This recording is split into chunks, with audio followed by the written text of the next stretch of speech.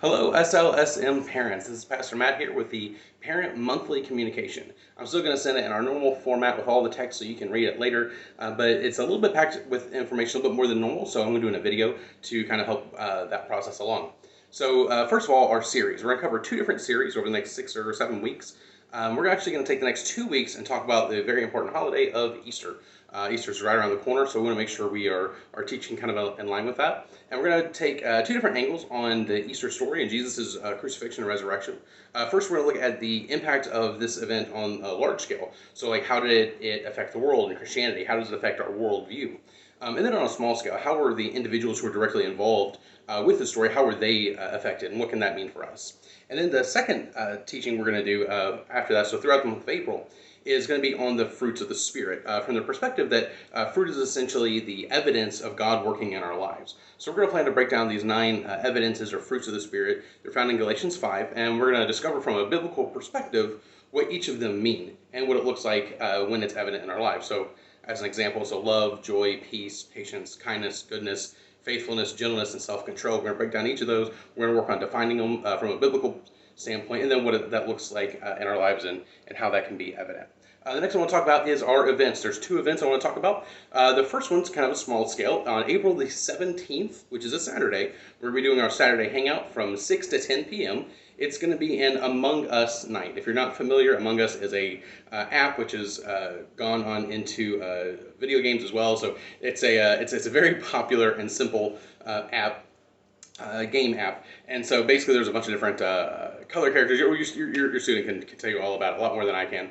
But anyways, we're gonna do a live version of it. I've been teasing it for a while. There seems across the board there's a heavy interest in it. So we're gonna do that. We're gonna try to have some prizes. Food's gonna be involved as well. It's $10 covers the cost of everything that we're gonna be doing. So that'll be helpful towards making sure that gets taken care of. And to keep to the theme, it's recommended that your student dress or your team dress as their favorite character from the game. And again, if you're unfamiliar with it, they might laugh at you when you say that, but they'll know exactly what I mean. So, and they can explain that a little bit better. And then the next announcement, it's a big one. It's about our summer trip. The last 2 years, trips have been really weird. Of course, COVID has not made things any easier. Winterfest, we're going to try to do that, but the details were just coming in late and it just didn't quite work out. But we still want to stay true to doing a trip. I can't speak enough, especially in this short amount of time, about how important trips are and how much the group can connect and grow together. So we're announcing the details of the trip very soon. So be on the lookout for that. By the end of the month, I plan on having some solid details to get out to everybody. So we're going to be looking forward to it. The trip will ideally be roughly the cost of youth camp. Again, when I give the details out, I'll give you the specific cost. But youth camp is about roughly the cost of what I'm looking for, since youth camp is also being canceled this year.